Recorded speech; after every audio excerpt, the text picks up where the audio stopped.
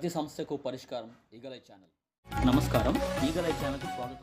స్థానిక శ్రీ చైతన్య ఆంగ్ల మాధ్యమ పాఠశాల ఆధ్వర్యంలో ఆ పాఠశాల ప్రిన్సిపల్ మండా సూర్యనారాయణమూర్తి అధ్యక్షతన పాఠశాల విద్యార్థులకు భద్రత మరియు న్యాయ విజ్ఞాన సదస్సును ఘనంగా నిర్వహించారు.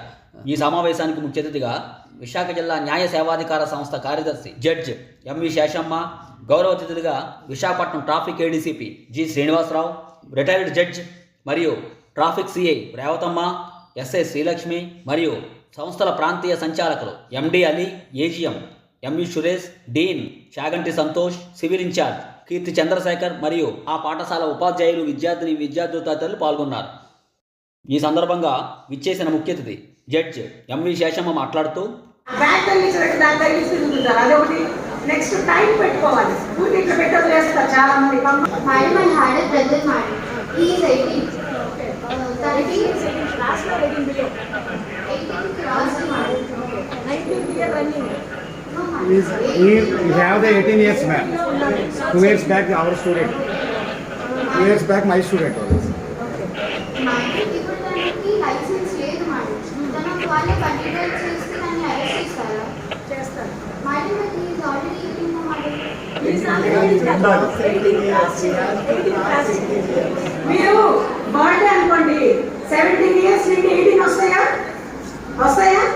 అప్పుడు మీకు డ్రైవింగ్ లైసెన్స్ రాదు. 18 క్యాంటీన్స్ క్లోజ్ చేస్తారు చూడండి, తీసుకోవచ్చు తర్వాత రోజు. అయినా సరే చదువుకొని ఫాలో అవ్వాలి. అక్కడ గోల్డెన్ సిగ్నల్స్ ఇస్తారు, యూ టర్న్ అని. ఇట్లా కనీసం 2-3 నెలలు పడుతుంది బండి తీయడానికి. అర్థమవుతుందా? సో జాగ్రత్తలు చేసుకోండి. మనకొక్కరికే డ్రైవింగ్ వస్తే సరిపోదు, గుద్దేది ఎవరు? ఎదుటి వచ్చేవాళ్ళు. వాళ్ళకు కూడా బాగా తెలియదు, జాయిన్ అయిపోయి ఏదో ఒకటి చేసుకోవచ్చు. హెడ్కి తగ్గింది అనుకోండి, టైం బాగుంటే పర్లేదు.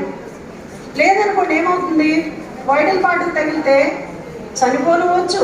కోమా మదరు, వాళ్ళ మదర్స్ వాళ్ళు కూడా ఉంటారు కదా, మీ అమ్మమ్మ వాళ్ళు, మీ నాయనమ్మ వాళ్ళు, వాళ్ళు కూడా. సో అందరికీ కొంచెం చెప్పండి, ఒక 5 మినిట్స్, ఒక 5 నిమిషాలు ఎవరో కాదా.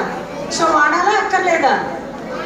ప్లస్ చాలా మంది ఏంటంటే, ఎందుకు వాటికి మనకు ఎప్పుడో కదా, మనకు జరగదులే అని అందరూ ఇంట్లోంచి బయలుదేరేటప్పుడు ఏమనుకొని బయలుదేరుతారు? అందరూ సేఫ్టీగా వెళ్ళాలి, ఆఫీస్కి వెళ్ళాలి, మన పనులు మనం చేసుకోవాలి. అయితే కంఫర్ట్గా బండి. తదుపరి ట్రాఫిక్ ఏడీసీపీ జి శ్రీనివాసరావు మాట్లాడుతూ, రోజు మీరు చూస్తూనే ఉంటారు, సినిమా సీరియల్స్ చూస్తుంటారు, రేప్ జరిగిందని, కొట్లాట జరిగిందని, మర్డర్ జరిగిందంటే హత్య చేశారని, ఒక మనిషి చంపేశాడని, గంజాయి సేవించారని, రోడ్డు మీద మద్యం దాగి మందు దాగి తిరుగుతున్నారని, ఇలా రకరకాలైనటువంటి నేరాలు ఉన్నాయి. నేరానికి ఏ శిక్ష అని చెప్పడానికి కొన్ని చట్టాలు ఉంటాయి. ఏ పని చేస్తే నేరము అని నిర్వచించే చట్టాలు ఇవన్నీ కూడా ఉంటాయి. మనకి తెలిసి చేసినా తెలియక చేసినా తప్పే.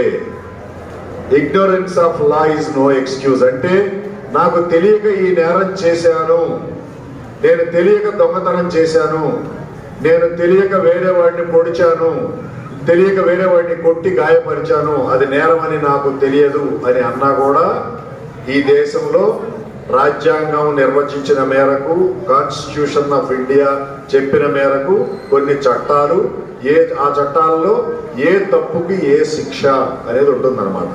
తప్పు చేసిన వారందరూ కూడా శిక్షార్హులే. అనంతరం ప్రిన్సిపల్ మండా సూర్యనారాయణమూర్తి మీడియాతో మాట్లాడుతూ, అందరికీ నమస్కారం అండి. ఈరోజు మా విద్యా ప్రాంగణంలో రహదారి భద్రత గురించి ఒక ముఖ్యమైనటువంటి కార్యక్రమం జరిగిందండి.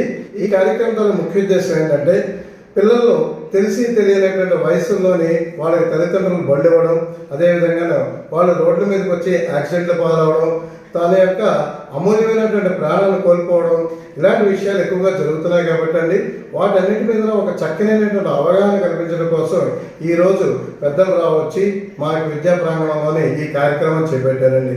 ఇందులోని ఏ విధంగానూ మనం భద్రతలు తీసుకోవాలి, తల్లిదండ్రులకి ఏ విధంగా పిల్లలు గైడ్ చేయొచ్చు అనేటువంటి విషయంలోనే మనకి డిస్ట్రిక్ట్ జడ్జి గారు అయినటువంటి మన శేషం గారు కూడా చెప్పడం జరిగింది.